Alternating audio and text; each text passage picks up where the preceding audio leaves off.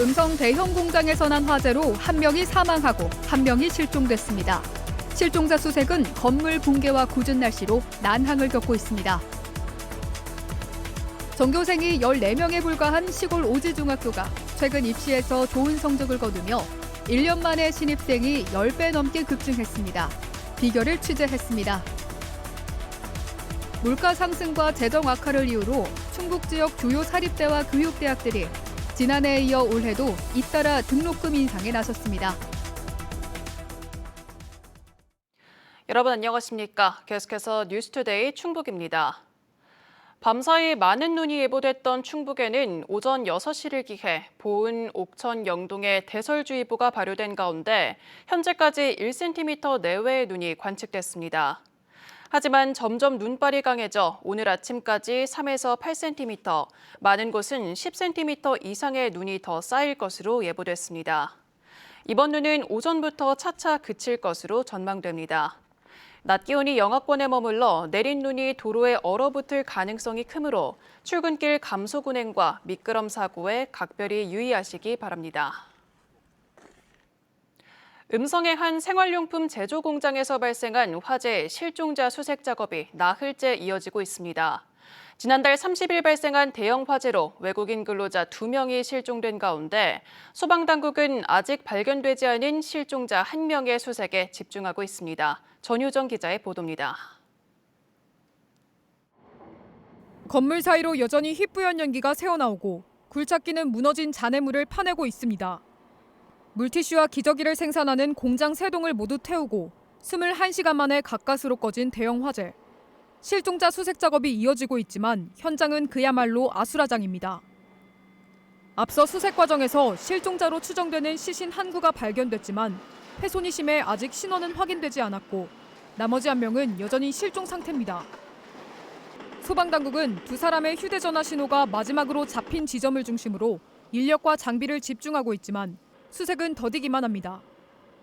화재로 지붕과 외벽이 붕괴되면서 건물 내부가 그대로 드러났고 안에는 잔해가 뒤엉킨 채 골조만 남아 있습니다.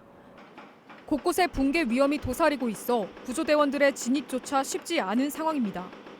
수색의 어려움은 건물이 붕괴되고 철골 구조물들이 무질서하게 엉켜 있어서 공간 확보가 안 되고 그런 부분이 좀 어렵습니다. 연락이 두절된 작업자는 네팔 국적의 20대와 카자흐스탄 국적의 50대로 모두 외주업체 소속이었습니다. 비보를 접한 인근 공장의 네팔인 노동자는 현장을 찾아 유족 연락을 돕겠다며 안타까움을 감추지 못했습니다. 진짜 마음이 많이 아파요. 나도 이렇게 월국에 와서 돈 벌고 왔습니까? 안전하게 날아가면 내가 가족 행복해요. 근데 이렇게 불이 나서 죽으면. 경찰은 발견된 시신의 신원 확인을 위해 국과수의 DNA 감식을 의뢰했습니다. 소방당국은 이번 불이 실종자들이 폐기물 처리를 하던 A동 내부에서 시작된 것으로 보고 있습니다. 불길이 순식간에 건물 전체와 인근 동으로 번지면서 미처 피할 새도 없었던 것으로 추정됩니다. 제가 그 A동 1층에서 일을 하는데 그쪽에서 났다고 하더라고요. 그 얘기 듣고 이제 바로 대피한 거고요. 확산 속도가 너무 빨리 돼서 진짜. 경찰과 소방당국은 수색이 끝나는 대로 합동 감식을 벌여 정확한 화재 원인과 안전수칙 준수 여부를 조사할 방침입니다. MBC 뉴스 전유정입니다. 전교생이 다 합쳐도 14명뿐인 시골 중학교가 있습니다. 학원을 가려면 버스로 1시간을 가야 하는 오지인데 최근 신입생이 1년 만에 10배 넘게 늘었다고 합니다. 입시에서 이런 작은 학교들이 좋은 성적을 거뒀기 때문인데요. 그 비결이 뭔지 신병관 기자가 취재했습니다. 전교생이 14명에 불과한 옥천 안내중학교입니다. 2학년 학생 4명이 겨울 방학에 학교에 나와 수학 수업을 듣고 있습니다. 서로 토론하고 모르는 것도 바로 물어보며 한 명 한 명 맞춤형 교육이 이루어집니다.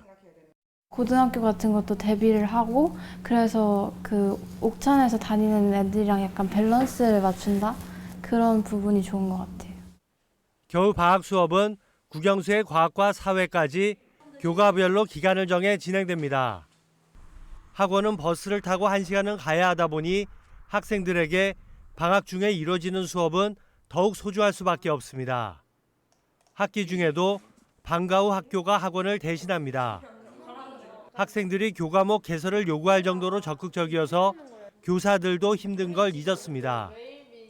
아이들이 하고자 하는 의욕이 많아서 영어 같은 거 문법 개설해달라고도 하고 요구를 많이 해요. 그래서 선생님들 입장에서는 아이들이 배우고자 하는 욕구가 많으니까 되게 흥겹고 재밌죠. 올해는 인근 청산고등학교로 진학한 선배가 서울대에 합격하며 학생들에게 농촌 지역의 작은 학교도 할 수 있다는 자신감을 심어줬습니다. 이 고등학교도 전교생이 60여 명의 작은 농촌 학교입니다.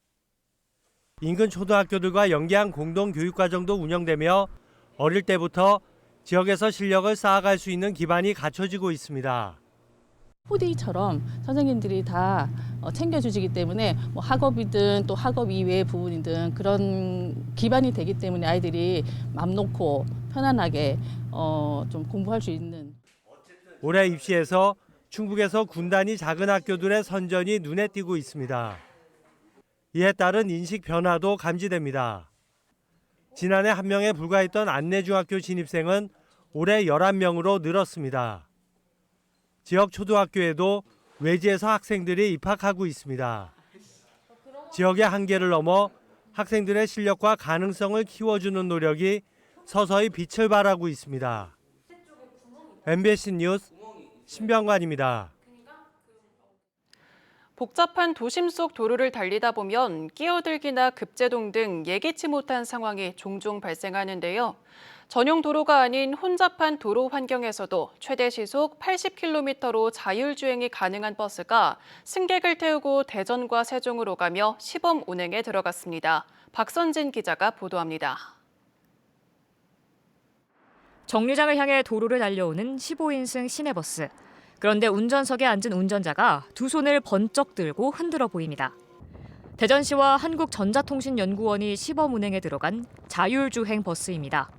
카이스트는 물론 백화점, 아파트 주거지와 버스터미널 등 대전과 세종을 잇는 12개 정류장을 오가는데 끼어들기나 급제동이 빈번한 복잡한 도심에서도 시속 50km, 전용 도로에서는 최대 80km 주행이 거뜬합니다. 교차로와 보행자 등 혼잡한 도로 위험 상황에서 최적의 행동을 결정할 수 있는 인공지능 소프트웨어 등 국내 연구진이 개발한 각종 AI 기술을 적용한 덕분입니다. 도심 같은 경우에는 신호등이나 보행자 또는 간습적으로 운전하는 그런 운전자의 행동까지 인지를 해야 되기 때문에 굉장히 고도의 인공지능 기술이 필요하고요. 전국 최초로 구축한 실사 기반 3D 정밀 지도가 탑재된 관제 시스템과 도로 모니터링 시스템 등 돌발 상황에 즉각 대응할 수 있는 안전 체계도 갖췄습니다. 시범 운행 기간에는 평일 왕복 한 차례, 사전 예약을 받아 무료로 운행하고 유상으로 전환하는 4월부터는 정류장도 29곳으로 늘어납니다. 이 노선은 지난해 12월 저희가 지금 지정을 받은 것이고요. 이 학대에 대한 문제는 국토부하고 협의를 거쳐가지고 진행할 계획을 갖고 있습니다. 오는 2028년까지 3년간 시범 운행을 통해 도심에서의 안전성과 제도적 기반을 정비하고 지속 가능한 수익 구조 등을 마련해 상용화의 발판을 마련한다는 계획입니다. MBC 뉴스 박선진입니다. 최근 캄보디아에서 부산으로 압송됐던 현지 범죄단체 조직원 52명이 전원 구속 송치됐습니다. 가뜩이나 극심한 불황 속에 많은 자영업자들이 이들의 노쇼 사기 행각으로 큰 피해를 당했는데요. 역할 분담에다 피해자 정보 공유까지 치밀한 사기 수법에 속지 않을 도리가 없었습니다. 장혜지 기자입니다. 수갑을 찬 청년들이 차례로 비행기에 오릅니다. 캄보디아 범죄단지에서 검거돼 지난주 부산으로 압송된 조직원들입니다. 이들은 이른바 노쇼 사기 범죄 조직이었습니다.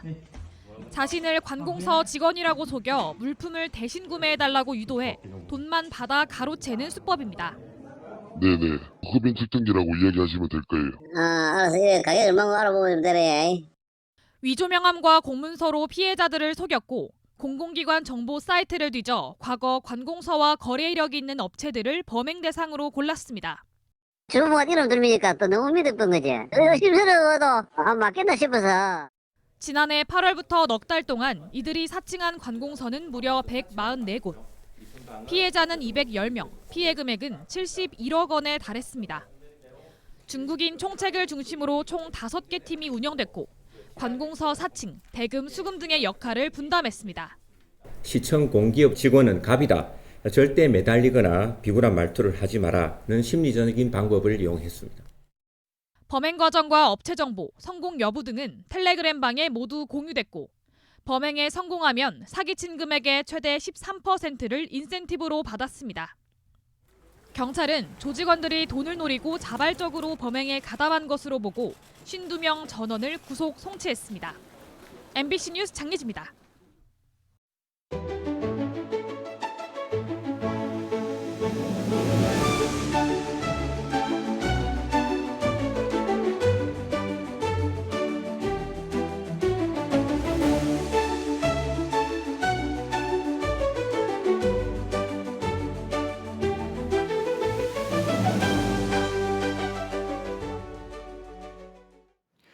수도권 가연성 쓰레기의 지역 반입 우려와 관련해 제천 지역 시멘트사인 아세아 시멘트가 수도권 종량제 생활 폐기물이 사업장으로 반입 처리되는 일은 없다고 선을 그었습니다.